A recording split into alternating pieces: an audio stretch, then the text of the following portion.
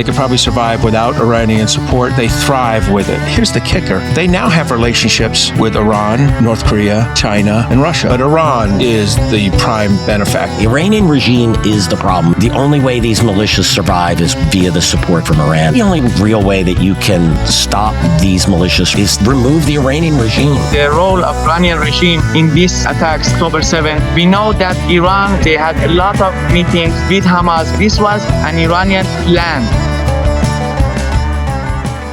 Welcome to the Iran Breakdown. I'm Mark Dubowitz. Today we're taking you inside Tehran's proxy network, 3 separate fronts, 1 cohesive strategy.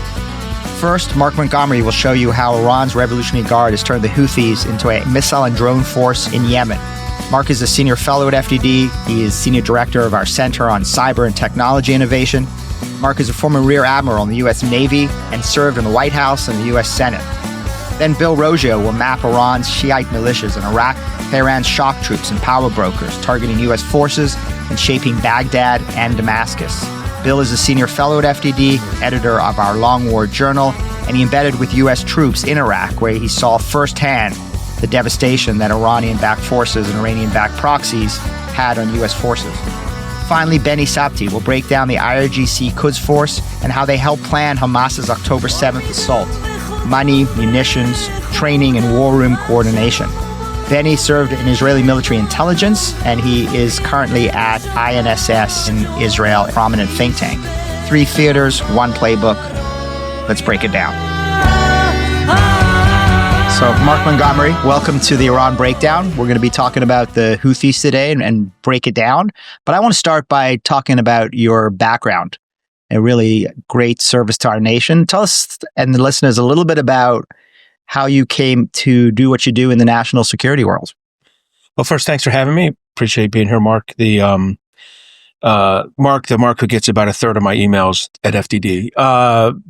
Look, I was in the Navy for 32 years. I commanded ships. I was a reactor, so I ran nuclear power plants on like aircraft carriers.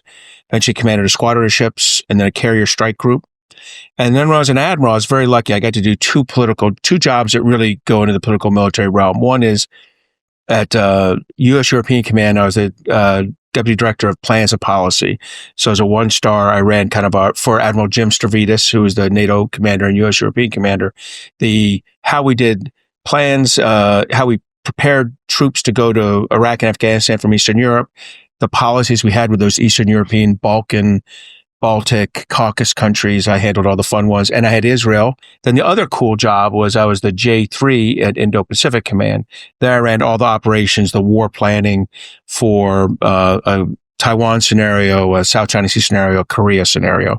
Worked closely with the Japanese navies and things like that. In between, I commanded a carrier strike group in Japan. Let's talk a little bit about your experience in the Red Sea, which is, I think, germane to the topic du jour of the Houthis. Tell us a little bit about your experience in the Middle East and the Red Sea and in that kind of operational zone where today the U.S. Navy, the U.S. Air Force are striking Houthi targets as we speak.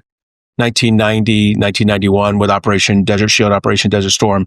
We shifted our military to the Middle East. In other words, whether you're stationed on the Atlantic coast or the Pacific coast of the United States, you were going to the Middle East. And as a result, you operate really routinely in the Arabian Gulf, Persian Gulf, North Arabian Sea, Red Sea, Bab el-Mandeb Straits. You eventually get to know the different groups there. And while the Houthis weren't there when I first started in the 1990s, by the 2005, 2007 timeframe, the Houthis were beginning to be a force for ill and disruption in the Middle East, principally operating, as you know, out of Yemen.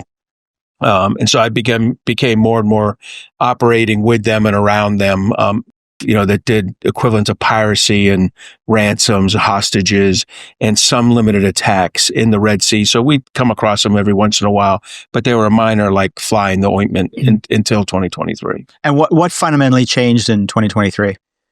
Well, as you know, the Houthis are a mentee of Hezbollah. So obviously there's 3 things they hate. They hate Israel, they hate the United States, and they hate Jews. And part of that also was an alignment with Iran.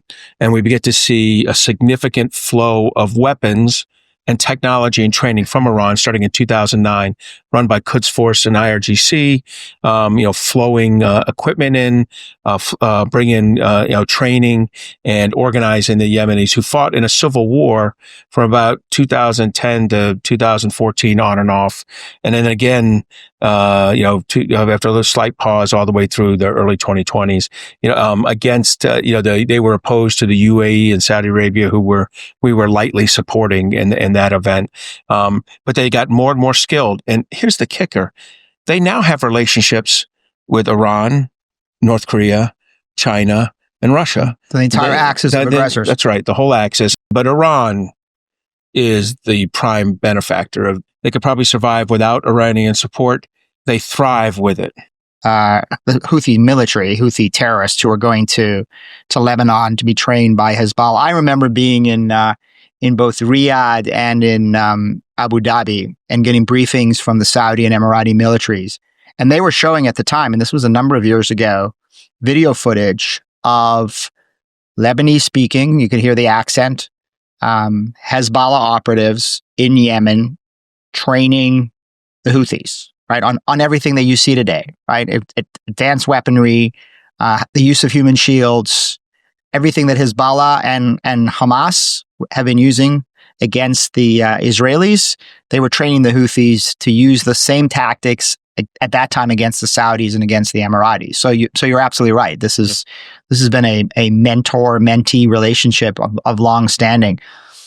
What didn't work against the Houthis? I mean, you mentioned the Saudis and the Emiratis and their quite long war against trying to stop the Houthis from firing missiles and drones at their cities. What went wrong there? Why didn't that work? And why did the Houthis just get more and more powerful?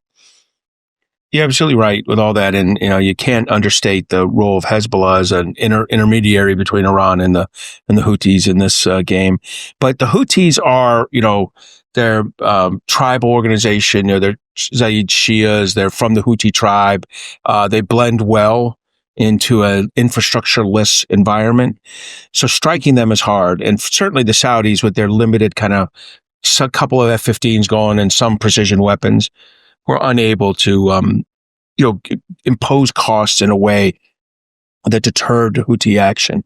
When you have almost nothing, infrastructure-wise, you're hard to deter. You can't hold things at risk. They can't go, man, that one was bad. We don't want another one of those, right?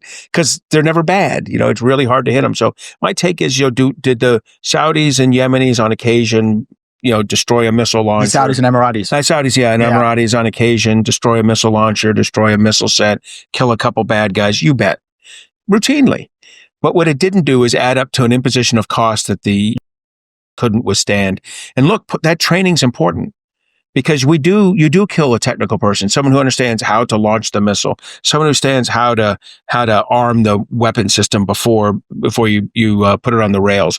That's a skill set. Well, it's interesting because I remember those briefings, particularly from the Saudis, complaining about how the Houthis were using Yemeni civilians as human shields, and their concerns about how they were unable to strike military targets because those military targets would be sitting in mosques and in madrasas and in civilian homes. I find it a little ironic, all these years later, the Saudi government condemning Israel for attacking Hamas and Hezbollah, who are obviously using civilians in Lebanon and in Gaza as human shields. But let's sort of fast forward where we are today. I mean, through past number of years, what has happened in the Red Sea? How bad has it gotten? And then we can talk about what the Trump administration is hoping to do going forward. Yeah, it has changed. There's been a market change. And look, it's actually started late 2022, early 2023. He's got more aggressive in maritime operations. Really they were seizing ships for like ransom. But after October 7th, things changed markedly. After October 7th of 2023, they started to say things like, we are going to, hold Israel accountable for their attacks in Gaza, because as you know, within 48 hours, Israel was holding Gaza accountable, which they should have. And so they said, we're going to help our Hamas brethren with strikes on shipping. Mm-hmm. Now, look, a lot of world trade flows through the Bab el-Mandeb Straits into the Red Sea up to the Suez Canal. and they were serious. What they did was begin to launch ballistic missiles, cruise missiles, and drones at that shipping. They also used their limited helicopter. They had one or two old helicopters. They flew out and dropped on, unarmed merchants, took the crew hostage and directed it into Yemen ports. But mostly they shot missiles at them, and they hit a few of them. A few of them, in a very ugly way, burned and sank to burned to the waterline and sank.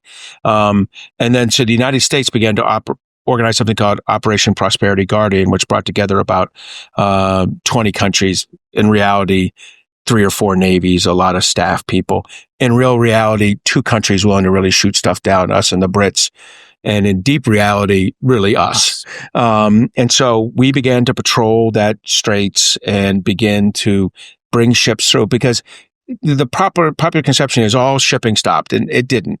It dropped from about 550 ships a week going through the Bab el-Mandeb to about 250. But certain types of ships still go through.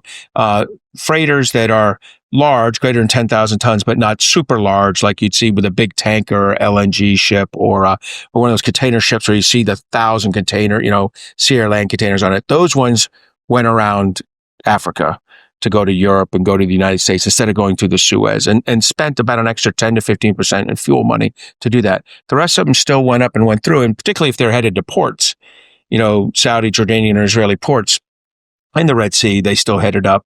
And the United States began to defend them.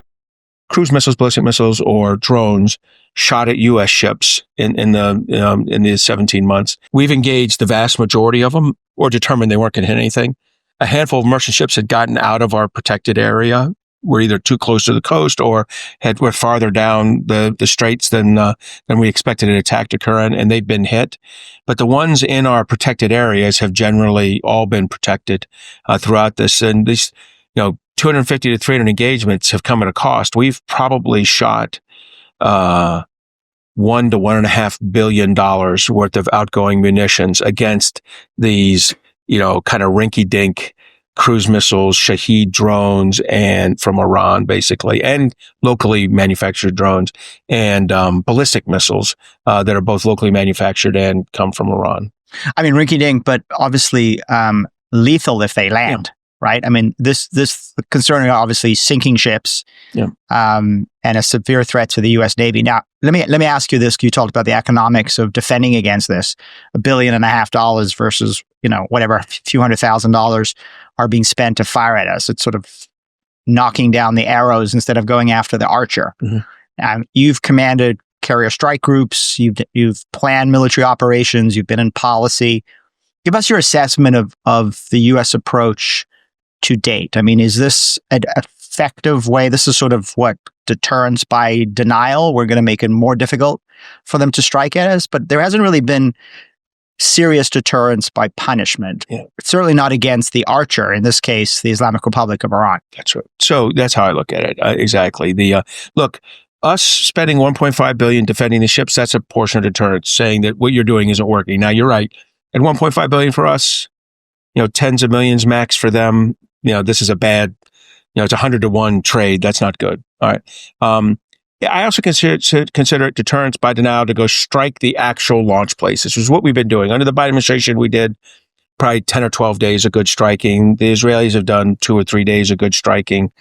And by the way, the Israelis are striking because the Houthis have been sending ballistic missiles into Israel. Ballistic missiles, cruise missiles, and drones, right, into Israel. Right. Okay. Much like they did to the Saudis.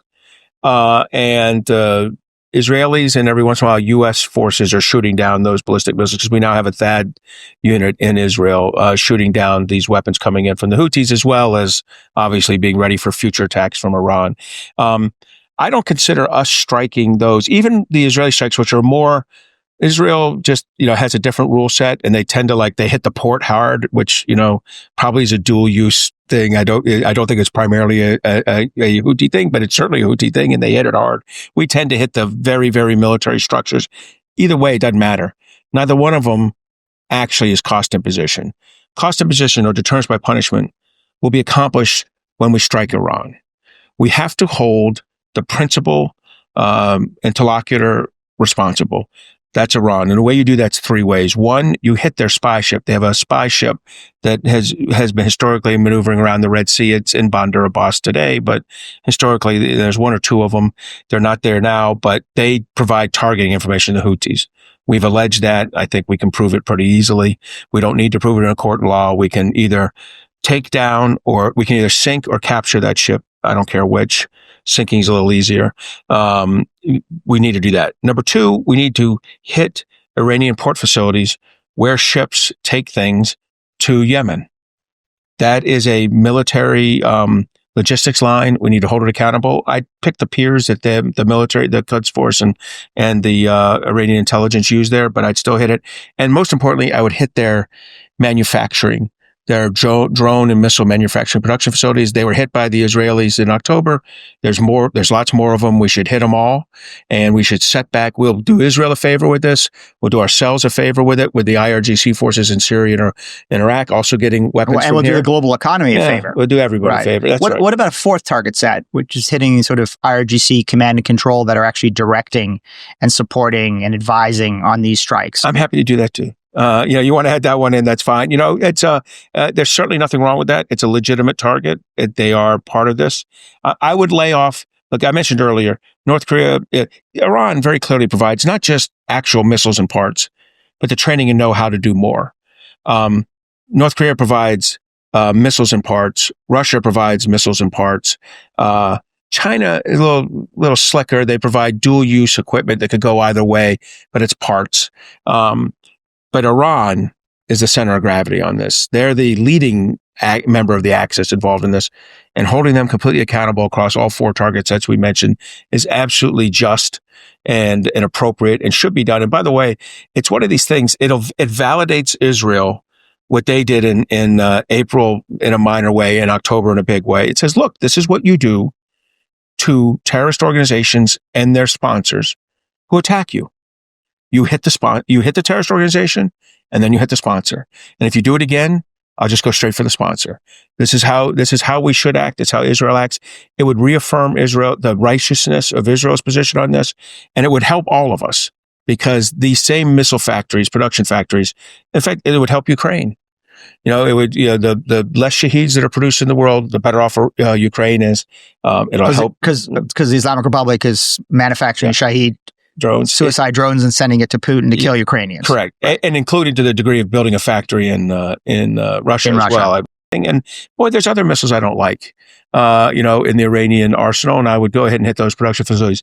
Look, as Elon Musk, kind of famously in October was commenting that the F-35 is a dinosaur that is no longer relevant on the battlefield. And 2 nights later, the Israeli Air Force destroyed the world's fourth or fifth largest air defense system without loss. I'll just gently say the F-35 is completely dominant in the Middle East, whether it's flown by Israeli pilots or U.S. pilots. And in my mind, the major risk to a force, or in that kind of scenario, is that you have an unintended malfunction in an aircraft.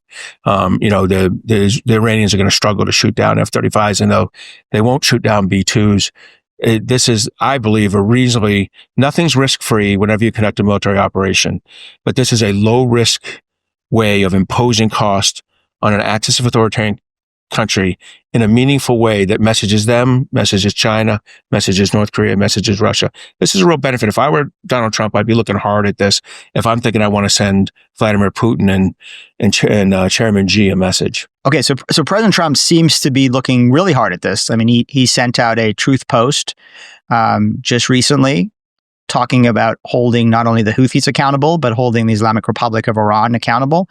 And it's not just idle talk. The U.S. military, the U.S. Air Force has been operating for days against Houthi targets, I think using F-35s and B-2 bombers and striking at Houthi targets. What's your assessment to date? There's obviously still much to occur in this ongoing campaign, but what's your assessment to date of what the Trump administration is doing?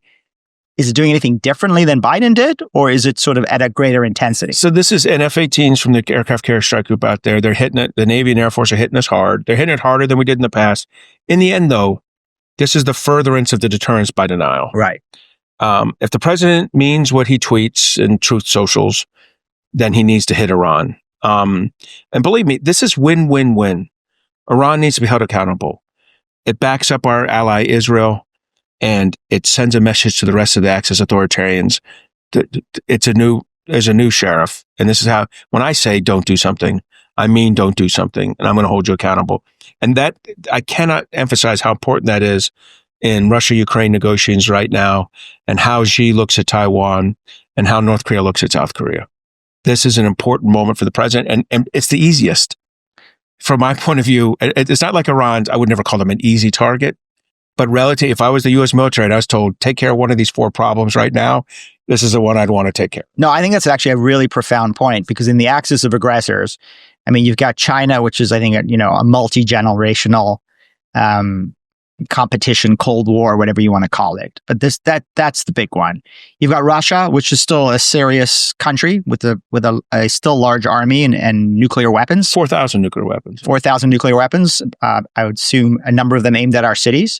You got the North Koreans, who've got nuclear weapons, building ICBMs, target the U.S. West Coast, and they could also, potentially destroy Seoul in a few weeks. So you got 3 major problems from hell with respect to those 3 aggressors. And then you've got the Islamic Republic of Iran, which has seen over at least the past year, right, its axis of, quote, resistance, as they call it, severely degraded by the Israelis, Hezbollah and Hamas. You've seen Assad go down in Syria. They've lost that close ally. You mentioned this. Their strategic air defenses were destroyed by Israel in October. 93% of their ballistic missile production capability destroyed by Israel in October. It seems to me, as if you look at the 4 members of the axis of aggressors, that the Islamic Republic is the easiest target to hit and to send a message. And what I want to ask you, Mani, is a bit to go back in history here, because I know you're a historian as well as a policymaker, as well as a fighter. But let's go back to a historical example where a former commander-in-chief ordered the U.S. Navy to actually strike Iranian assets, and that's during the tanker wars in the 1980s. I want to say a few words about that, and from a naval historical perspective, how meaningful was that? What lessons can we learn from I think it was called Operation Praying Mantis, for what the U.S. Navy and the U.S. military could do today against the same enemy interfering again with international shipping? Well, first I'd say that Praying Mantis is I was in the Navy then, and it was what's interesting about that is we decided to fight them kind of on close to equal terms. I mean, much closer than we would today, which is to say, we had a bunch of ships. We didn't routinely deploy aircraft carrier strike groups. Al-Udeid didn't exist. Al-Udeid being our CENTCOM headquarters, right? Air Force Base in my Qatar. favorite transactional country in the world, right. Qatar, who I wouldn't trust to change the oil in my car. Or trust to host your most important air base in there you go. The Middle East. We did, decide to sink some of them, hold them accountable for attacks on tankers during the tanker war, and for mining of the Arabian/Persian Gulf. Which, by the way, those mines did serious damage to a U.S. Navy warship. I think that's when Reagan decided, I've had enough. You've been interfering with international shipping. You've been laying mines, and now all of a sudden, the Samuel B. Roberts had been hit by one, and so we decided to hold him accountable. And that was with surface ships and some aircraft. And we sank frigates. There was a specific one we were targeting, and a few they'd been really tough on merchants. Like some of the Iranian ships, when they came alongside, would execute crew members and things. So we were willfully targeting a few of the assets there and held them accountable. Probably, I think we wanted to sink a little more than we did, but we sunk a few of their ships, didn't take any real hits ourselves. I mean, the story, as I remember it, is after sinking a couple of Iranian ships, the Islamic Republic of Iran backed down. That's right. Right. This is deterrence by punishment. When you impose cost, people change their behavior. It's time to do that again. And I think we have a problem here. We've had aircraft carriers in and out of the Arabian Gulf, North Arabian Sea for 25 years, telling Iran we'll do something. I mean, Jim Mattis at one point, when he was Central Command Commander, General Jim Mattis, later became Secretary of Defense Jim Mattis, had us bring 2 aircraft carrier strike groups in. I mean, honestly, broke the readiness of the Navy and the Air Force doing this, and we didn't strike. Like, I can live with readiness problems 5 years later, if you've altered the behavior of the person you're trying to alter. But I don't think we've altered their behavior with our military movements and things. What's altered their behavior is Israeli strikes, and sanctions when they worked and are done right. That's what alters behavior. Imposing cost alters behavior, not the shadow threatening. I'm at the point now where it's time to strike them. We can strike them and we can hold them accountable. And it's about time. It really is. I'm glad you reminded me of praying mantis. We did it before, and really in a much lower key way. I would want something dramatic. I would want 2 to 3 days of striking like happened in October from the Israelis. Hold the Iranians accountable. And when it's over, it will affect how they treat Israel and affect how they treat us. They'll have a fear of us that will drive their decision making. And if by the way, if that drives their decision making to build a bomb, then we can work with the Israelis to remove that. And if you tell me, we can't hold Iran accountable because they'll try to build a bomb fast, well, that means they're going to build a bomb fast someday, or I'm never going to do anything to them. And they're just going to impose their will on me. Israel's right about this. And, since I'm not a complete believer in your B2 idea, I would really love to have us just take care of this problem. Well, speaking of B2s, it is interesting. You talked about these military exercises and, carrier strike groups and joint military exercises and the sort of messaging value of that, whether there is value or not. I think I got this right, but I did notice that U.S. military used B2s to drop, I believe, the mother of all bombs on, or at least massive ordnance penetrators on Houthi positions. Is that a good sign in terms of how this administration is starting to move up the escalation ladder, or you think it's still performative? So you could use an F-18, and most munitions, 95% of munitions can be delivered by an F-18, F-35. The B-2 only has a few unique ones. You mentioned one, the massive ordnance penetrator. If we use a massive ordnance penetrator, I would hope it's only for the purpose of, let's check out how this massive ordnance penetrator works on an Iranian-designed command and control bunker that might exist in Yemen. In that case, I'd push the good move button. If we used it just because we wanted to use it, I would kind of say, let's save them for the really bad guy. But there are a few targets in Yemen where it might be appropriate. So if they did, great. It is an important thing. The massive ordnance penetrator is a very large, we'll say around 40,000 pound weapon that can really only be dropped by very specific U.S. aircraft, bombers for the, and is critical, I think, to destroying anything that's deeply bunkered. And you can think that that's probably the Iranian nuclear program. Yeah, that would be Fordo enrichment facility for sure. Natanz, certainly. The new enrichment facility they're building near Natanz, which is going to go about 100 meters on ground, be heavily fortified.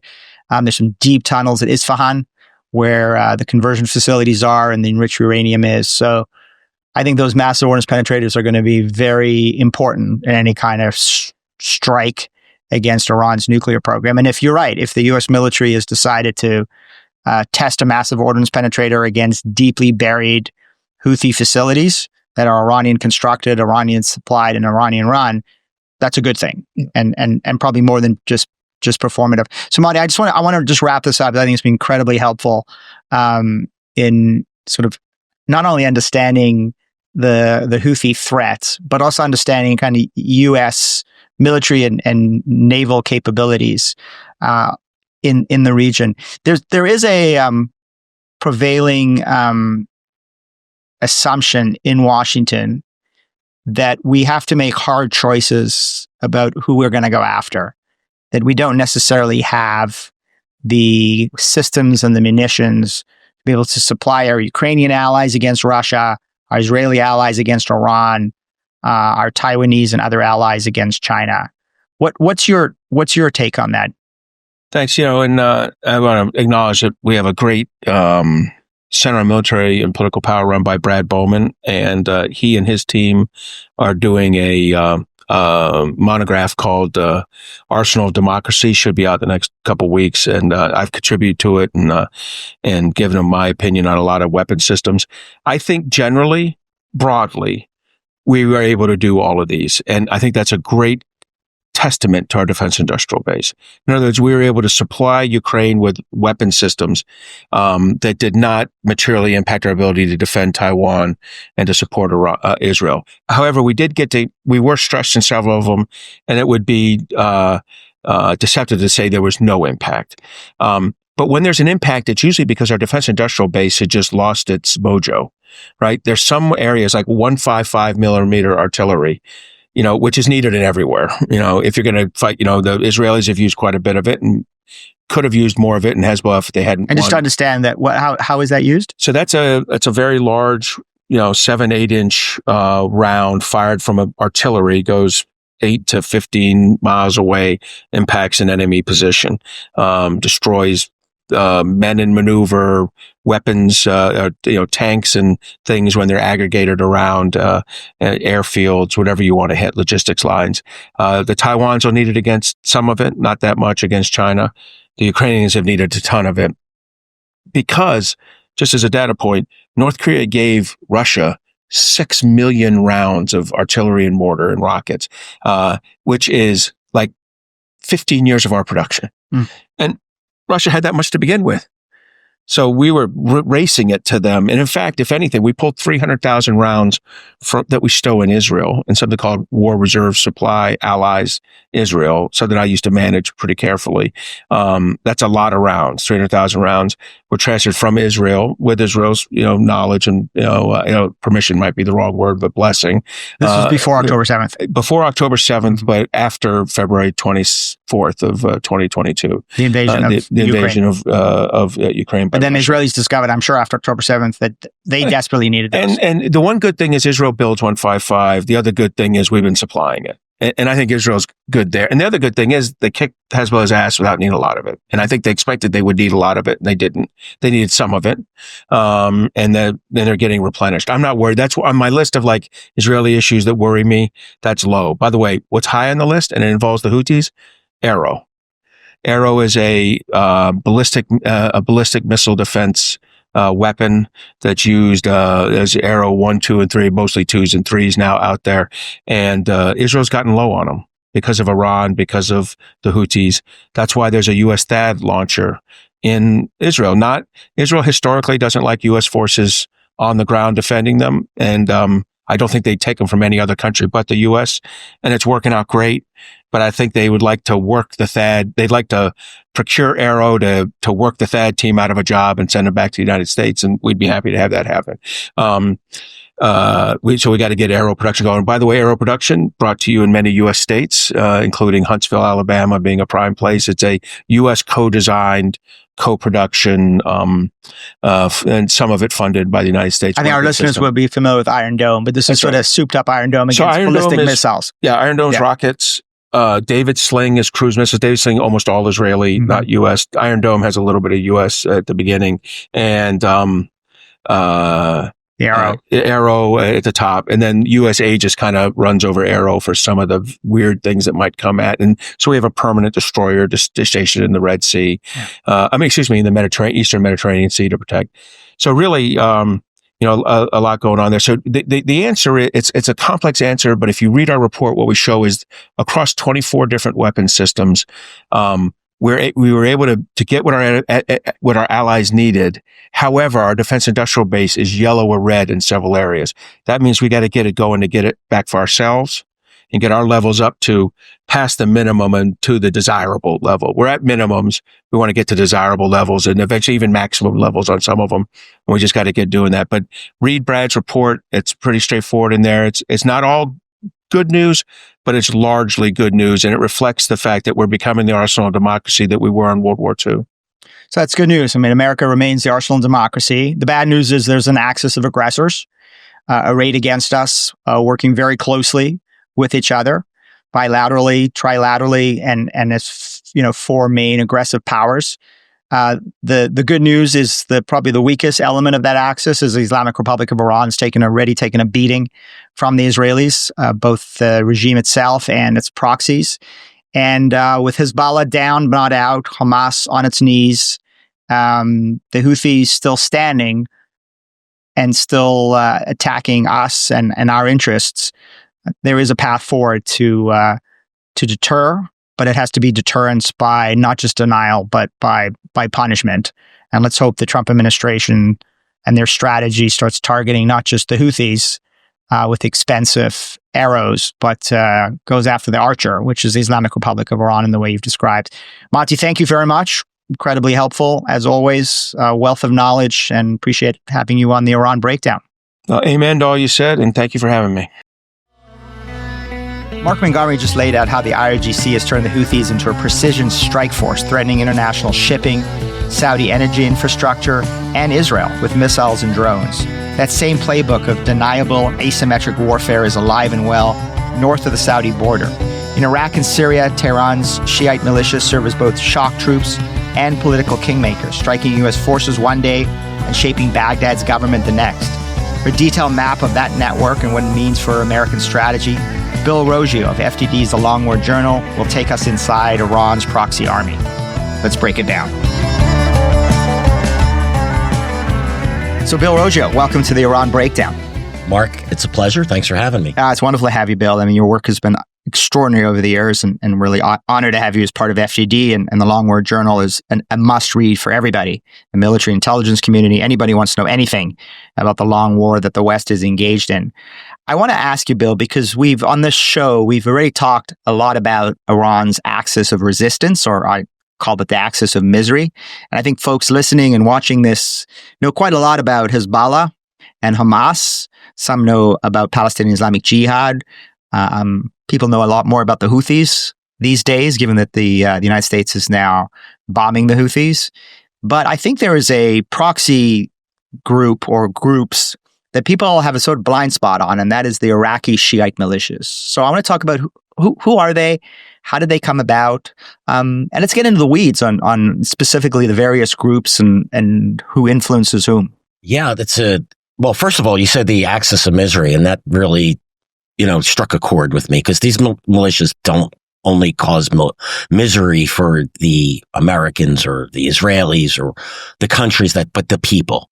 They are brutal organizations. These militias that we see in Iraq were widely responsible for the sectarian violence that we saw during the civil war, which I call civil war in Iraq from 2003 onward. They were targeting Sunnis and stoking that violence. Of course, Al-Qaeda in Iraq was the other side of that coin, but they're just as bad. Where did these militias come from? After 2003, the Iranian and the U.S. invasion of Iraq, the Iranians decided that they were going to take on a program of building militias just like Hezbollah, but it basically supercharged. One of the things about Hezbollah, it's a country of about 6 million people. About Lebanon. I'm sorry, about Lebanon, yeah. Yes, is that it's a country of 6 million people. About 30% or so are Shia. And look at the damage that Hezbollah has caused in the region, not just to Israel, but to the country of Lebanon itself. And by the way, has killed and maimed, hundreds of Americans as well, right? With Beirut bombing and 1983 Marine barracks bombings, and on and on and on, kidnappings, other murders. Iraq is a country of 45 million people, 60+% Shia population. That is the population that the Iranians militias are going to recruit from. So you could just see a potential problem right there. Now, not every Shia likes the militias. As a matter of fact, a lot of them don't. But you have a massive recruiting base. So the Iranians, they decided it was going to create a Hezbollah-like, well, actually groups inside of Iraq. What they did was they took the Mahdi army, which was at that point it still is, Muqtada al-Sadr. They started recruiting commanders from these groups, and they created what the U.S. military at the time called the special groups. And these groups they were known as the Mahdi Army Special Groups. Two of the biggest ones, the Sib al-Haq, or the League of the Righteous, and then Hezbollah brigades, were two of the biggest groups. They started launching attacks. Well, let me step back there. They took commanders from Hezbollah. They took IRGC officers and embedded them with these groups. They trained them, they funded them, they gave them weapons, they brought the commanders and fighters into Iran. And this was am I correct in saying this was the brainchild of the former IRGC Quds Force commander Qasem Soleimani? Absolutely. in replicating the successful Hezbollah model in Lebanon and bringing that to Iraq in order to inflict massive damage on the United States, the U.S. forces, and on our allies. Absolutely correct. Soleimani was instrumental. Abu Muhandis al-Mahdi, who is especially designated global terrorist. The U.S. killed him. At the same time, they killed Soleimani. Right. Correct. Yes. And 2020, is that right? God, it seems like yesterday, but we're 5 years from that. And Mohandas was one of the key people. There's others. Qais Khazali. I could go on and on with the names of these commanders. Qais Khazali, we had him in custody. He was one of the ones who was responsible for the Karbala Provincial Center attack. They kidnapped 5 American soldiers, tried to bring them to Iran. They were intercepted, so the Khazali's people executed them. 5 American military officers. These are the kind of people we're dealing with. The U.S., we started to battle these special groups. There's always been this sort of narrative too, Mark, that's always bothered me, that the Mahdi army and Muqtada al-Sadr didn't support them. These groups were used as plausible deniability. Sadr is sort of the other side of the Shia coin. Tell us a little bit about Sadr, because I think that some of our folks are familiar with Sadr, but his father was an influential leader. He has his own Shia branch that operates a very influential political and religious leader inside of Iraq. His father passed. They were actually pro-American, or as pro-American as you probably could expect from the group. But Muqtada al-Sadr saw an opportunity, and through Iranian influence, they supported Sadr. He had several uprisings against both the Iraqi government and U.S. forces. I was in Baghdad in September 2007 when that kicked off, and that was quite violent. I was embedding with U.S. military troops that were battling Sadr forces, as well as the special groups. So he's promoted himself as a nationalist, as being anti-Iran. But whenever there's a problem, he and his cadre, they flee to Iran. We saw this in 2007, 2008, when the U.S. military and the Iraqi government went up against him, another time in 2010. So if he was anti-Iranian, if he was against Iran, I think, that just wouldn't be the case. He has his own religious school inside of Iran. The Iranians use Sadr because Sadr tends to not get along very well with these Shia militias that Asib al-Haq. They become powerful entities in their own right. They have their own political parties. They obviously they're in competition for votes in the Iraqi elections, for manpower, for resources that the Iranians provide. But the Iranians basically, in my estimation, use Sadr as a hedge.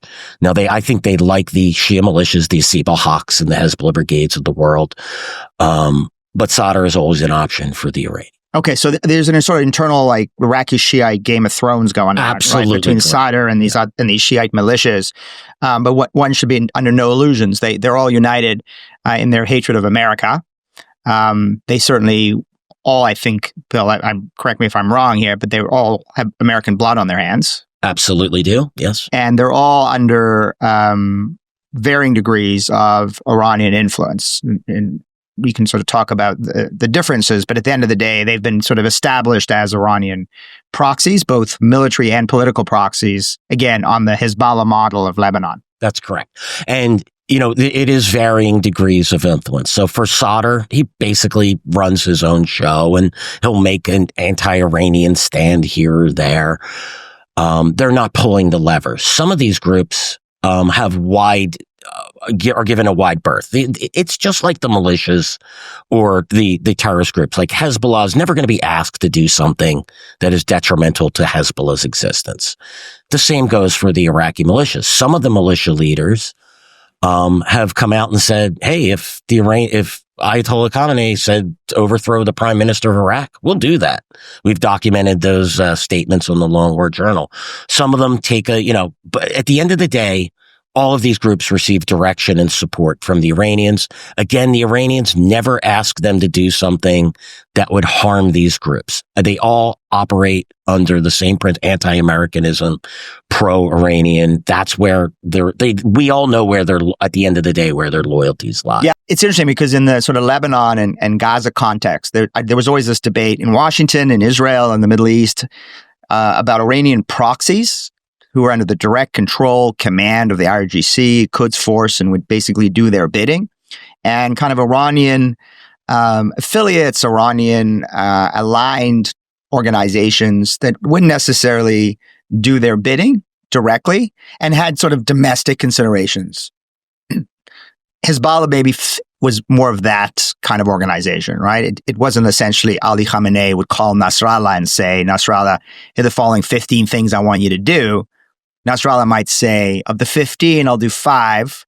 5 I won't do. And 5, let me consider, because I have certain domestic pressures in Lebanon as a Lebanese entity and Lebanese leader that I may not be able to do. So Hezbollah was not a direct command and control proxy in the way that, say, Palestinian Islamic Jihad was. And sort of Hamas was somewhere between Islamic Jihad and Hezbollah. First of all, do you think that's an accurate assessment in the Lebanon-Gaza context? And if so, apply that to Iraq and sort of put that on the spectrum of proxies versus partners. I think that applies to all of these groups to varying degrees. I mean, so for instance, Musa Ali Daktuk, he's one of the Hezbollah commanders who helped train the Iraqi militias. He was the Israelis killed him in the last year, and he was also in U.S. custody. We interrogated him. We know what he did with the special group. So he was in U.S. custody, and we let him go. We released him to the Iraqis in 2010 or 11, and the Iraqis subsequently released him, and he returned back to Lebanon and got back into the program. And ironically, we then issued sanctions against him. So you think your view is the Israeli form of justice may be better than the American form of justice against these terrorists, where it's basically we bring them into custody, we release them to the Iraqis release him, and then we sanction him, and then he's off committing the malign activities that he's been doing for decades. Yeah, he should have slipped on a bar slope in prison. I mean, I always say that the Israelis have done us a favor. I mean, they've really gone after, Hezbollah terrorists and Iranian terrorists with American blood on their hands. We put out Department of Justice bounties so that these guys are brought to quote unquote justice. The Israelis bring justice to them. Yes, and so that's absolutely correct. The Israelis have taken a lot of people off these lists. There's the rewards for justice, especially designated global terrorists. Israelis have done a fantastic job of that. Daktuk was one of the guys who was key with establishing his militias, along with Mohandas, who I mentioned earlier, and Soleimani. The Iranians asked Hezbollah to help build these militias. Hezbollah clearly said, sure, this is something we can do. And we have resources. We'll send this guy and this guy. We'll send Daktuk and others to help build them. Hezbollah has IRGC officers embedded within their organization. So do the Iraqi militias. So do the Houthis. Again, that line between ally and proxy it's blurred.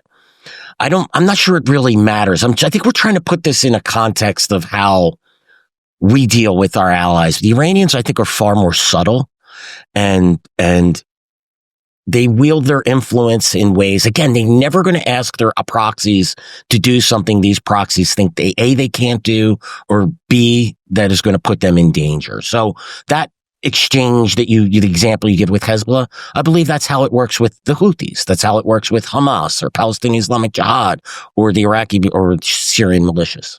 Absolutely. No, I'm glad you clarified that, because I think, as I said, it was a kind of long-standing debate, but I thought it was sort of a debate by Western analysts and Western experts that really wasn't relevant.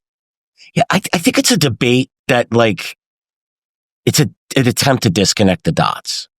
That's what we see in our industry all the time. Sure, these militias are dangerous, and yeah, they might be taking money and expertise and funds and weapons and they're training, but they're not really reporting to the Iranians, and I just don't buy it.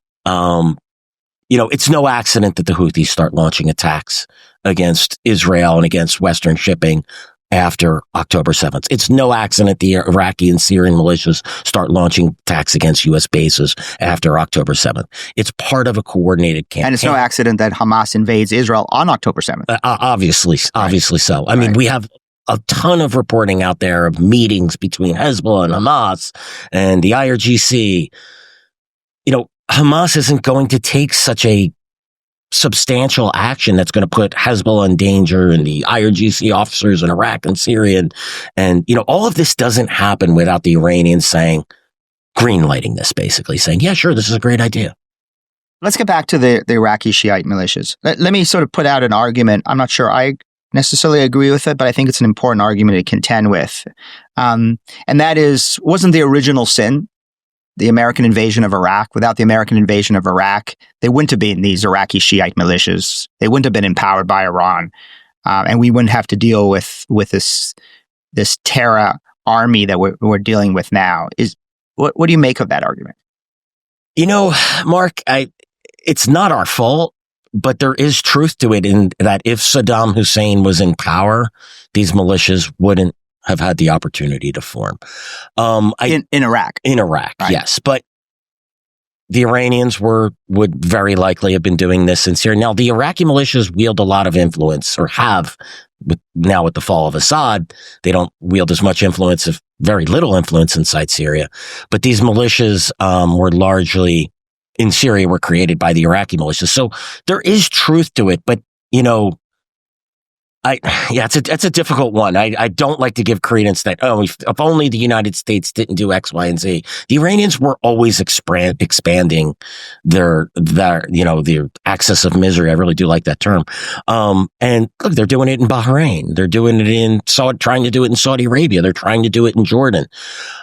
Did the invasion of Iraq open a door for the Iranians to access these Shia militias? Absolutely. But the fault lies on the Iranians, not on the United States. Right. So they have an expansionist revolutionary agenda. Absolutely. To sow sort of misery, chaos, and violence through the Middle East. And then they look for opportunities in these countries and take advantage of local circumstances to exploit what's going on. And so in Iraq, maybe we could argue by invading, we gave them that opportunity in Iraq that they might otherwise not have had.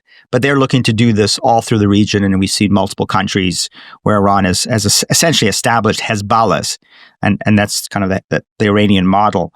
Talk a little bit, Bill, if you could, about the sort of dual-hatted nature of these militias. So that they're violent terrorist armies, but they're also political animals. And what kind of influence have they had in Baghdad? Well, this is part of Iran's strategy, right? It isn't just a military. Hezbollah isn't just a military organization. It has a political arm. It has financial. It becomes the state within the state. And that is the exact model that the Iraqi militias have followed. So the Iraqi militias, now, people will question, why didn't they create just one Hezbollah in Iraq, right? Why are there all these fractured different groups? I suspect because I don't really know the answer to this, but my suspicion is that the Iranians were looking to see who comes out on top. It's a hedge for them. It gives them opportunities if one militia or leaders are failing.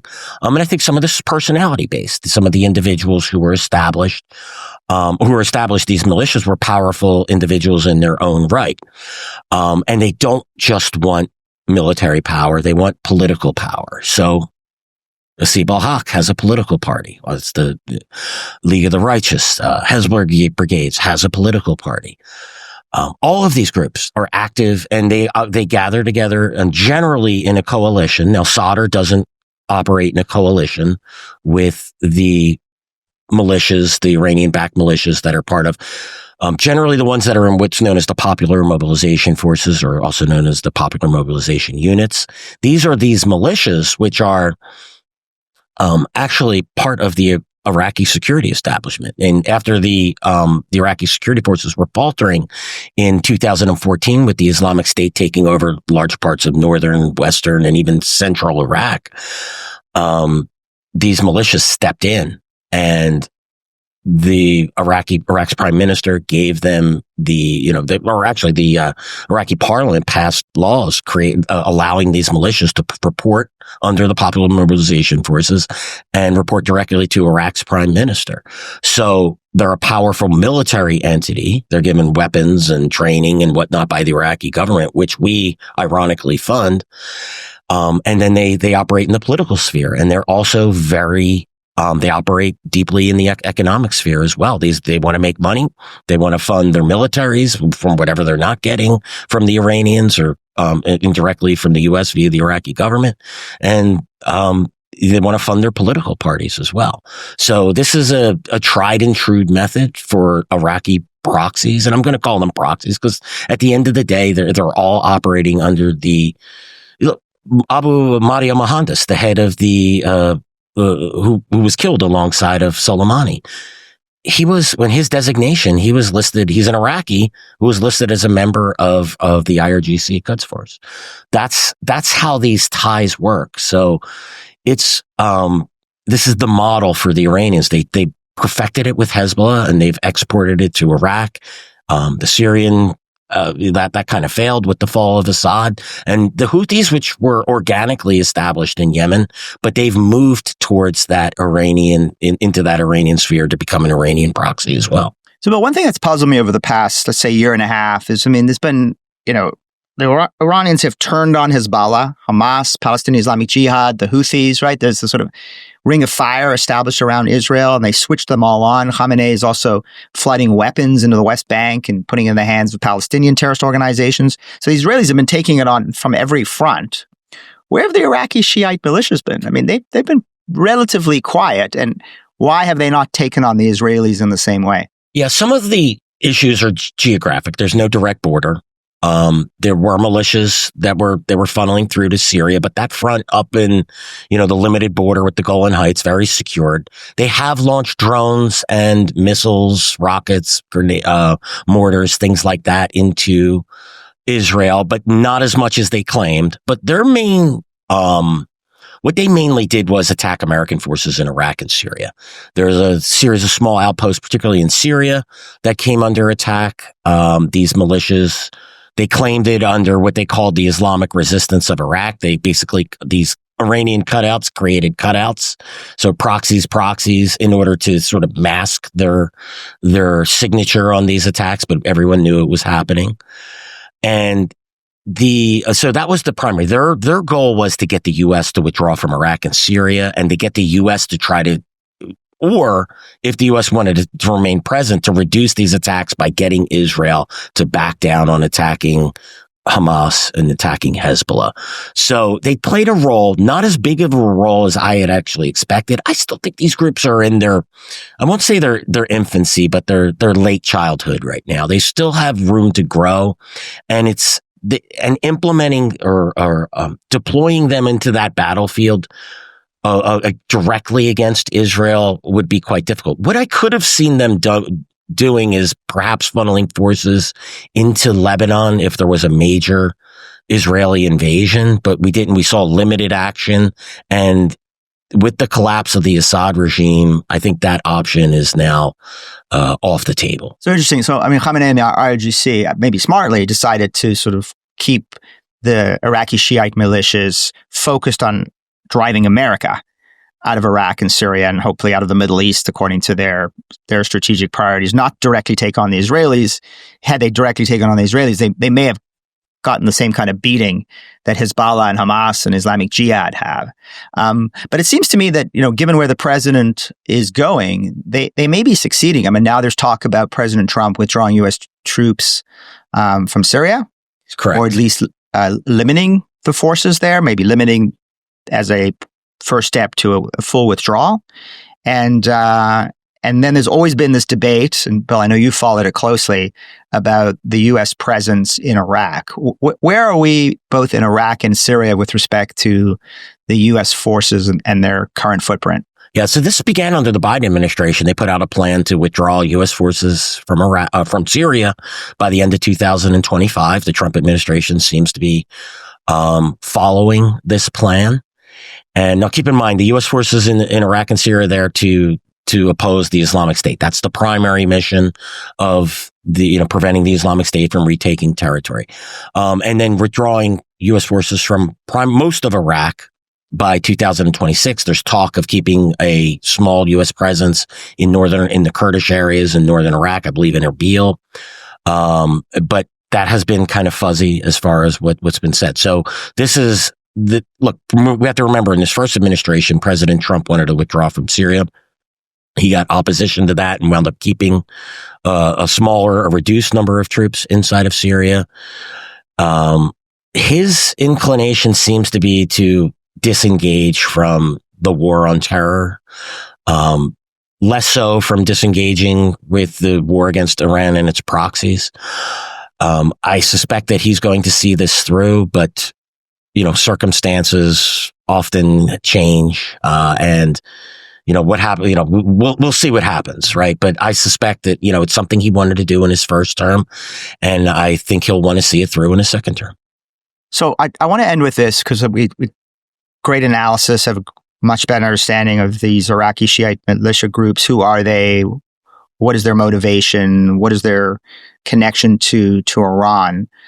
But I want to end with some sort of recommendations, Bill, because you've really thought a lot about this. What can the United States do to counter these Iraqi Shiite militias? I mean, should we just essentially greenlight the Israelis to do whatever they want against these militias? Can the Israelis take them on without U.S. support? Or is the sort of inextricable link between the Iraqi Shiite militias and the regime in Iran, does that give us some guidance to where the real problem lies? What would you offer? What kind of advice would you offer to policymakers in dealing very specifically with this problem? I think this holds true for all of Iran's axis of misery. We've been trying to deal with the problem. We've been dealing with the symptoms of the problem with Hezbollah and its attacks. And maybe we could get them to, do a ceasefire and disarm south of the Litani River. But the real problem is Iran. With Iraq, for instance, a lot of people say, well, we should be supporting the Iraqi military more and, trying to work our influence there and increase economic ties, or all of these things that, to me, is just chipping away at the edges. But the fact remains that these militias have hundreds of thousands of fighters in their ranks. They're well established. They're established political parties. They're part of the Iraqi security forces now under the Popular Mobilization Forces. To me, the only real way that you can stop these militias from growing is to sever the tie between Iran and those militias. And that is to remove the Iranian regime. That the Iranian regime is what is allowing the support for the Iraqi militias, the support for Hezbollah. That is what's fueling these groups. If these groups were no longer funded and armed and trained by Hezbollah, they would be a shell of themselves inside of Iraq, because they're not very well liked in large segments of the Iraqi community. Even amongst the Shias, they're tolerated because they're men with arms in a weak state. And the only way these militias survive is via the support from Iran. The Iranian regime is the problem. And that's the case, in the nuclear sphere, in the issues of dealing with Iranians providing weapon systems to Russia in its fight in the war in Ukraine. You want to stop all of this from happening? Remove that Iranian regime. Now, it's a lot easier said than done, and that's going to take a serious commitment. How is that to be done? Mark, honestly, I leave that to the experts like you. You understand Iran's strengths and weaknesses. Yeah, I mean, we've discussed that a lot on the Iran breakdown, and we've had some real experts who've come in and certainly echoed exactly what you said, Bill, and some real ideas about providing maximum support to the Iranian people. I mean, it's worth reminding us over and over again. I agree. Iranian people have been in the streets since 2009 yelling death to the dictator. President Obama, President Biden, President Trump, are you with us? Are you with the dictator? And they keep coming back. I mean, they get crushed by the security forces, but they're incredibly courageous. And they've come back repeatedly, including most recently with Women, Life, Freedom. So maximum support for the Iranian people is a key pillar of our maximum pressure campaign against the regime. Take a page from what Ronald Reagan did so successfully against the Soviet Union. Maximum pressure on the Soviet Union, maximum support for anti-Soviet dissidents. But it's really the argument about sort of going after the head of the octopus and not just the tentacles. Yeah. And surprisingly, it took October 7th for the Israelis to understand that that they can't keep going after the tentacles, trying to deal with the ring of fire that Khamenei and Soleimani had built around them without going after the regime itself. And I think there's been a sea change in Israeli security policy in the past year. And we'll see how that plays out with respect to going after the head of the octopus. It's a very good reminder that if you don't go after the head of the octopus, the tentacles are going to continue to create much misery and destruction in the region. And we're not going to get rid of the Iraqi Shiite militias without stopping that flow of money, funds, political support from the Islamic Republic. So, Bill, thank you. Thank you for your great work on all of this. I would highly recommend folks follow Bill at the Long War Journal if you really want to understand in a granular way the details about the Long War, both on the Sunni and Shiite side of the street. And also tell us a little bit about your podcast, because that's a must-listen podcast for people who really want to be in the weeds. Yeah, our podcast is thank you, Mark, for the kind words. Our podcast, Generation Jihad. We cover all these issues. It's been a lot since October 7th, a lot of focus on Iran, on Israel and its war against Hezbollah and Hamas, the war at Houthis. But, I do think a lot of people have forgotten that Al-Qaeda, the Islamic State are out there. As we just saw in India the other day, these terrorists, they're persistent. They stick around. So we cover both the Sunni and Shia side of these issues, and we try to get a lot of our people here at FDD to discuss these issues. And it's been a fun ride, Mark. Well, thanks, Bill. So Generation Jihad, folks, it's an absolute must listen. And Bill, thank you. We're going to have you back. Always a pleasure, Mark. Thank you. Bill Roggio's briefing makes it clear. Iran's militias in Iraq and Syria are a two-edged sword. Instability on demand and influenced by fiat. But Iran's most audacious proxy operation unfolded on October 7th in Gaza. There, the IRGC Quds Force moved from training and equipping to full operational planning. Up next, Beni Sabti will walk us through how Tehran's war room coordination with Hamas turned Gaza tunnels and rocket caches and Hamas terrorists into the most significant border breach against Israel since the 1973 Yom Kippur War. Let's break it down. All right, Beni, it's wonderful to have you on the show. Beni, I wanted to have you on the show because as part of the Iran breakdown, we've been looking at this axis of resistance or axis of misery, as I call it. And we've looked at Hezbollah and we've talked about the Houthis and the Shiite militias in Iraq. We've talked about Hamas somewhat and Palestinian Islamic Jihad, but we actually haven't done a deep dive into Hamas itself. And I want to have you on the show not to talk about Hamas and the war and Hamas and what's going on in Gaza, because there's been a lot of discussion and many podcasts and many interviews, including ones that you've given. What I really want to talk about is the role that Iran may have played in helping Hamas plot the attack on Israel over a course of several weeks and months, and that the IRGC may have given the final go-ahead to Hamas to launch this operation. There was an article in the Wall Street Journal on October the 8th, 2023, and that was exactly the headline. Iran helped plot attack on Israel over several weeks, and the Islamic Revolutionary Guard Corps gave the final go-ahead last Monday in Beirut. And then the article talks in a lot of detail about the operational and planning role of the IRGC in the October 7th attacks. And I'll just say one last thing, and then I want to turn it over to you. The article received a huge amount of pushback from the Biden administration, claiming that even though Iran has been involved in the financing, training, and provision of weapons to Hamas over many years, that there is no evidence from U.S. intelligence that Iran played a planning role in October 7th. So a huge amount of pushback from the Biden administration. I'm not sure whether the Israelis agreed or disagreed with that, but I think it is now conventional wisdom that they didn't play a direct role in the planning of October 7th, though they did provide, as the Biden administration admitted, money, weapons, and training. So, Beni, what's your view on that very important question? First of all, thank you for having me here in this discussion. I'm very happy to have this. About this article and generally about the role of Iranian regime in this attack since October 7th, this information is very accurate. We know that Iran, since 2021, 2022, they had a lot of meetings with Hamas, with Islamic Jihad, with other terrorist groups to bring all the terrorist groups to unite them in the fronts and to begin in the war in one day, in one time, to make Israel more and more tired and frustrated and not let it win the war, not just fighting against Hamas or Islamic Jihad or Hezbollah one at a time, but fighting all of them together. This was an Iranian thought, an Iranian plan. We had the evidence actually when in the April 1st, General Zahedi from IRGC was eliminated in Damascus in the embassy.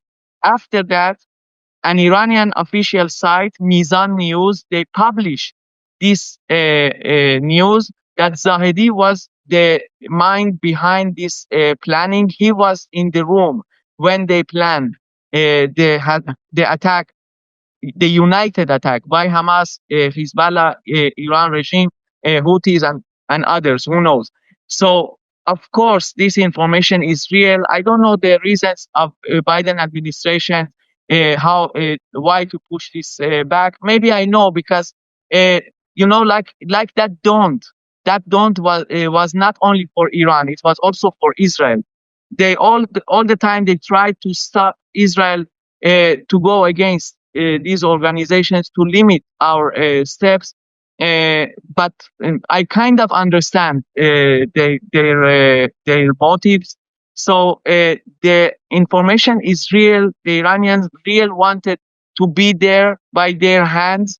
Maybe Hamas insulted them or something happened there between them, and Hamas took the first step and they didn't join as they had to, like it was in the plan. But there is no doubt they made so many preparations for so many years. They trained Hamas about the parachutes. I remember it from 2008 and many other evidences that Saleh Aruri, who was also killed, one of the senior guys of Hamas, he was also a direct link to the Iranian regime and IRGC. So there is no doubt. It's these denials, they cannot erase the facts. Okay. So, Beni, I mentioned in the introduction your background, but I think it's important to emphasize, you were in Israeli military intelligence, you're a fluent Persian speaker, and you also played a role, which I think is always really important in the intelligence community, in looking at open source intelligence, not just classified intelligence, because there's reams of open source intelligence, particularly available in foreign languages like Persian, that a lot of intel officials just miss. I was born in Iran in the 70s. I was 7 years old when the revolution happened. And 8 years later, when I was 15, we ran away actually from Iran, not by planes, but by foot. And since then, I am dealing with Iran, many issues, mostly gathering information from the open sources. I was also one of the establishers of IDF spokesperson in Persian. Through that, we tried to talk to the Iranian people. I tried to show another angles of Iranian way of thinking and decision making, and maybe more about the psychological aspects of how they think and the culture of decision making. The second thing I want to point out, there was reporting, obviously, in the journal and elsewhere that there were 3 key meetings that took place between October 7th, one in Damascus, one in Beirut, and one in Tehran. And the 3 meetings involved the IRGC, Hamas, Hezbollah, Palestinian Islamic Jihad. In the case of the meeting in Tehran, the meeting was joined by Ayatollah Ali Khamenei, the supreme leader of Iran. Right, so 3 of these meetings in the months and weeks before October 7th. We don't know what was discussed. We assume it wasn't a discussion about Persian poetry or about the weather, but there was clearly a discussion between all the key actors that are involved in this multi-front war that you refer to. And I want to quote, because I think it's interesting, that in the journal article, there was very explicit denials, both from Hamas and from Iran, about Iranian involvement. Mahmoud Mirdawi, a senior Hamas official, said that the group planned attacks on its own. Quote, "This is a Palestinian and Hamas decision," he said. The spokesman for the Iran mission to the United Nations said that the decisions made by the Palestinian resistance are fiercely autonomous and unwaveringly aligned with the legitimate interests of the Palestinian people.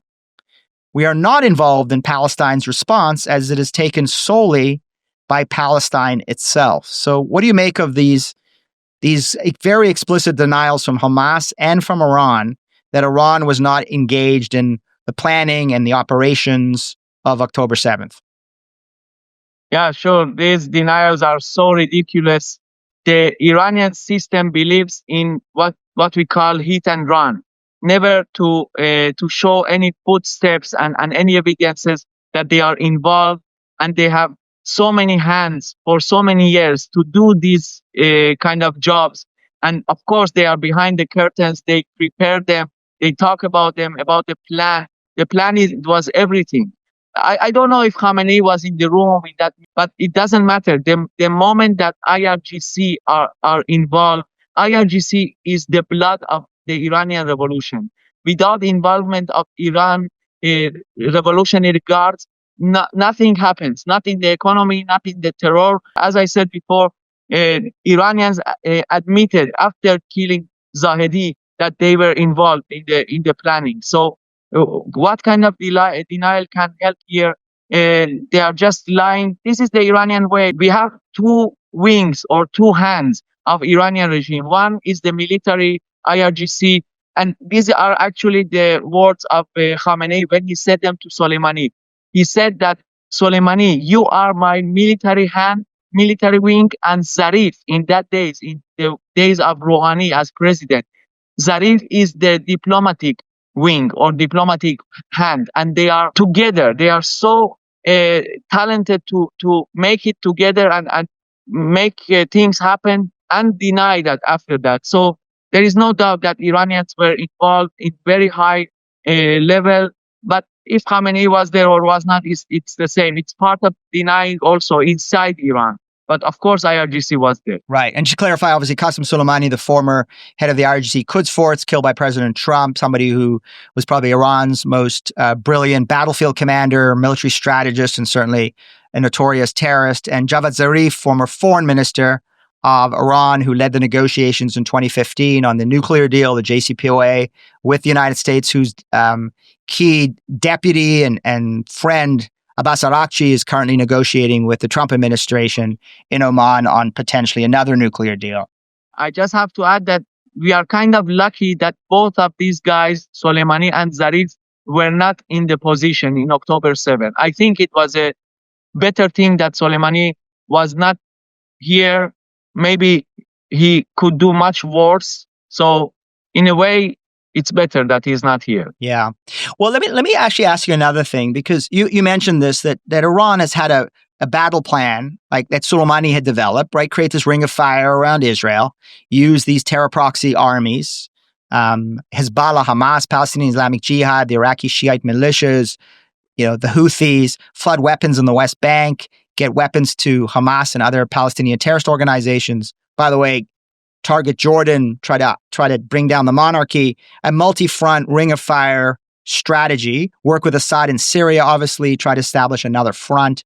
And you talked about the fact that the plan was a multi-front invasion of Israel. Now, Hamas, I think, or at least based on what I've read, and I wonder if you agree with me, it seems like Hamas and Sinwar, Yahya Sinwar, the leader then of the Hamas military wing, they jumped the gun. Then maybe in the conception of the plan, Hamas was not supposed to go first. Perhaps Hezbollah was supposed to go first, right? The much more formidable terror army with Radwan special forces led by Nasrallah, probably again, one of the more brilliant strategists, a military strategist, a political strategist, also taken out by the Israelis in recent months. But Hezbollah was supposed to go first, invade from the north, obviously kill a lot more Israelis, take a lot more hostages, and then Hamas would go, link up, maybe Iranian missiles, drones, paralyzing the Israeli forces, and then Palestinian Islamic Jihad, terror armies from the West Bank. That was the plan. The fact that Sinwar jumped the gun and went first, does that not undermine the argument that Iran was involved in the planning of this October 7th operation? Or is it fully consistent with your interpretation of how this events may have developed? No, I'm sure, and I talked about the evidences and how Iran regime also admitted that they were involved.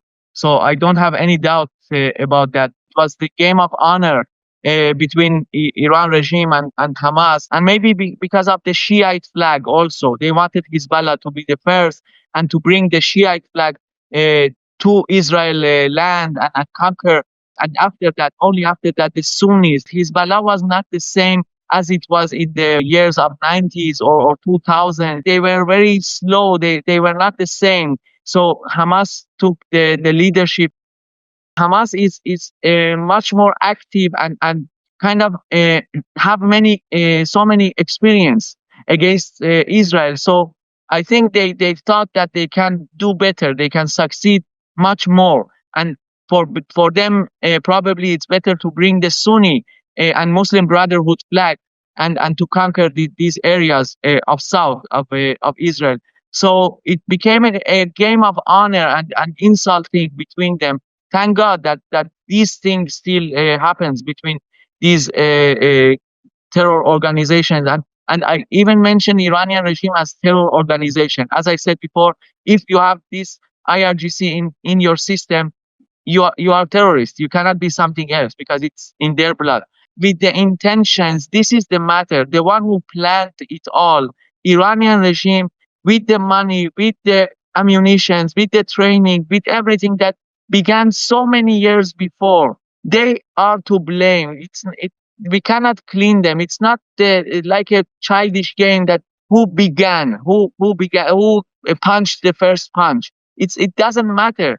They are always against and behind a lot of things. You know, it even reminds me now suddenly in my childhood, Khomeini was disturbing Saddam Hussein since the revolution for 1.5 years. And suddenly Saddam was so disturbed that the Iran regime is going to attack him, but Saddam attacked Iran to prevent the Iranian attack.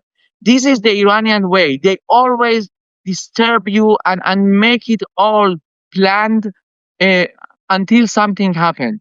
So in that case, Saddam made the first move. And in this case, also Hamas made the first move. But it doesn't matter. Iran regime also plans and always make this game to go on. So we have to see them like that. You know, it's a really good point. I never thought of that, Beni. Thank you for bringing that to our attention. The sort of sense from Sinwar and Hamas that they want to carry the flag. It's a question of honor.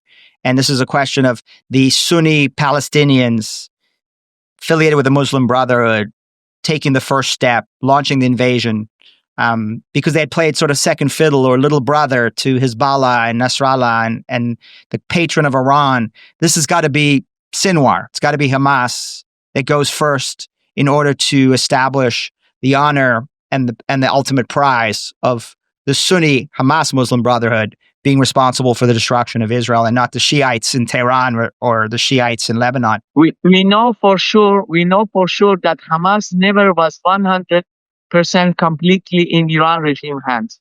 They always took the money, took the weapons, the training, but they never gave themselves 100% to the Iranian hands. Yeah, I think it's very important. I mean, we talked about this on the show with respect to other proxies. It's always important to understand that all of these terror proxies that Iran establishes may take money, training, even certain commands and direction. But at the end of the day, they do have local conditions, whether it's in Lebanon or in Gaza or in the West Bank, in Iraq, in Yemen, right? They are also local actors and they're also susceptible to local political calculations and political pressures. And so they're not 100% in Iran's pocket. None of them are, but they're all certainly being trained, weaponized, financed, and providing command and control and direction from the regime in Iran. So that's a great point to raise and really worth remembering.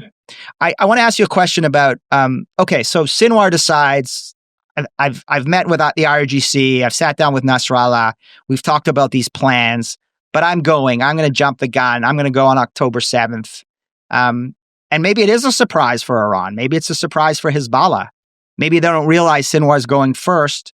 And maybe they don't know it's going to be October 7th, because if you're Sinwar, is it fair to say, Beni, from your many years in experience and intelligence, you're not likely to want to tell everybody the date you're going, because you're actually very concerned that people might be listening. And so you need very, very tight operational security. And in fact, it's been reported that Sinwar only told a very small group of people, even in Gaza, that October 7th was the date. Right? So operational security reasons. And second is, right, you wouldn't want to necessarily get into a fight with Nasrallah and the IRGC because you're going to go first and they want you to go third. You may not necessarily be communicating that and get into a sort of intramural or internascent fight with your patron and your other proxy colleagues. Is that a fair assessment of why October 7th may have been a surprise really for everybody? Yes, I think one of the things that brought Israel to misunderstand and underestimate Hamas, it was this, because there were no communications between Hamas and outside. Israel found Hamas letters, Mohammed Dev letters. Israel knew about these communications between Mohammed Dev and Iran regime and Sinwar and Iran regime. So probably they thought if they had some communication and they talked about the exact day and exact operation, Israel could know about it. From what we know, they told only to very few people the night before, and after that, only a few hours before the attack, they told the other soldiers or lower rank commanders. So no doubt that this brought the success for Sinwar and for Hamas in that day, in that bloody day. But this was the key for success. If they talked with Hezbollah, with Iran regime, there is no doubt that Israel could know about that. We have a good knowledge, we have a good information, but with Hamas, it was something else. They changed their communication ways and many other things. So they kept the secret. We have to admit, they kept it very well. And yes, the Iranians were insulted, but no matter for Hamas. It's interesting because, this Wall Street Journal piece, and listeners and viewers should really read it. It's October 8th, 2023. Again, the headline is Iran held plot attack on Israel over several weeks. The Wall Street Journal reported that the head of the Quds Force, Ismail Qani, who took over from Qasem Soleimani when he was killed in U.S. strikes, that Qani launched coordination among several militias surrounding Israel in April during a meeting in Lebanon. This is April 2023. The Wall Street Journal has reported Hamas begins working more closely with these groups, such as Hezbollah. And then representatives of these groups met with Quds Force leaders at least bi-weekly in Lebanon since August 2023 to discuss attacks on Israel and what happens next. And they said Qani attended some of those meetings along with Hezbollah's leader Nasrallah, Islamic Jihad leader al-Nakala, and Salih al-Aruri, who you mentioned, Hamas's military chief at the time. And the Iranian foreign minister actually attended at least two of those meetings. And then there's sort of quotes from experts saying an attack of this scope could not have happened without months of planning and would not have happened without coordination with Iran, according to an expert that they quote. So, I mean, very much consistent with what you're saying, right? These regular meetings, coordination, IRGC, Quds Force, Qani, the successor to Soleimani, playing a pivotal role in planning and coordination amongst these terror groups. I want to mention something about Qani that was different from Soleimani. If Soleimani was one-man show and a kind of hero, and he arranged only the Shiites around the flag, Qani was the one who united Taliban groups, and Qani was the responsible for the eastern border of Iran. Soleimani was in the western border of Iran and all these countries that we know, but we forget about the eastern part. And it's important also for them, Afghanistan, Pakistan, Tajikistan, and all that. The role of Qani was uniting the Taliban groups and Afghanis group who fought each other before 2015. Since then, he brought them to be united against Americans, and he is the responsible for kicking the Americans out of Afghanistan and killing so many Americans. in Afghanistan. So Khani had a very great job, not less than Soleimani, maybe even better. Sometimes if you train these groups better and not just doing one-man show, it's much more dangerous. And this is the problem with Khani. Khani is not less dangerous from what Soleimani did. Khani has certainly had a bad year and a half, certainly a bad 6 to 8 months. It's interesting to know where now within the Iranian Game of Thrones in the Islamic Republic, where he's sitting, maybe not exactly in favor with the supreme leader after watching the axis of resistance get severely degraded, in some cases destroyed by the Israeli Air Force and Mossad and the IDF. But I want to ask you maybe to end with this, Beni. We've talked a lot about what happened before October 7th, the role of the Islamic Republic in coordinating and planning, not only in training and financing and weaponizing these terror armies. But now we're in almost May 2025. And the question is the Islamic Republic's ability and Khani's ability to rebuild the Ring of Fire, rebuild these terror armies. As you look forward over the next 6, 12, 18 months, what is the prospects of that happening? I mean, how badly have the Islamic Republic and its axis of misery been degraded? What would it take to rebuild it? And how optimistic are you that Israel and the United States can take this window of opportunity while the regime is weak to do further damage against this axis? Yes, so until a few weeks ago, the Iranian regime was very weak and couldn't deal about that so much. But unfortunately, and I say it very sadly and unfortunately, since the talks, the negotiations began between the U.S. administration and Iran regime, there is a new hope for Iran regime and bringing back this axis of evil and the terror organizations. I know that it's only psychological thing, and the West doesn't think like that. We think that we are strong, they are weak, so they will compromise and they will put everything aside. No, in the Iranian regime, it won't work like that. As I said before, what Khamenei said to Soleimani and Zarif, these are two wings for him. Negotiations is one wing to help and encourage the other wing, the terror wing. So we have to be very careful with these negotiations. I can accept a very good deal that neutralize also the terror machine. It's not only the nuclear machine that we have to neutralize. Because as I said before, IRGC is the blood of the revolution. And the main part of its job is bringing this terror organization to grow and to act mostly against Israel and also the propaganda against the West. You have all these demonstration in the campuses in US and in Europe, of course. This is the machine that they cannot stop. So if these negotiations help the terror organizations, this is not a good thing. We have to put all these things together on the table. And I only can be optimistic if all these things are together on the table. If not, it can be a very bad challenge for all of us. Well, I mean, I think 2 points that jump out at me, Beni. First of all, the Islamic Republic certainly has gone after your country and killed, unfortunately, and maimed many Israelis, hundreds of thousands of Middle Easterners. But worth remembering as an American that the regime in Iran for decades has killed and maimed thousands of Americans. So their ability to use their terror armies, their missiles, their drones against not only U.S. troops but U.S. citizens, they plotting actively to kill President Trump on American soil, as well as a number of former officials. They've tried to go after Iranian dissidents and kill them in New York and in other places. And so they are a dangerous threat to the United States. So that first thing that jumps out at me. The second is that people forget, and I think you've reminded us, that this nuclear deal, it has two sides to it. It has a discussion over the nuclear program, hopefully the missile program.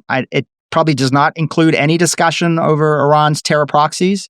But the other side of it is the massive sanctions relief that the regime gets as a result of any deal. They got huge relief as a result of JCPOA. I mean, we had estimated that if JCPOA had run its course and President Trump had not withdrawn, the regime would have gotten over $1 trillion in economic relief.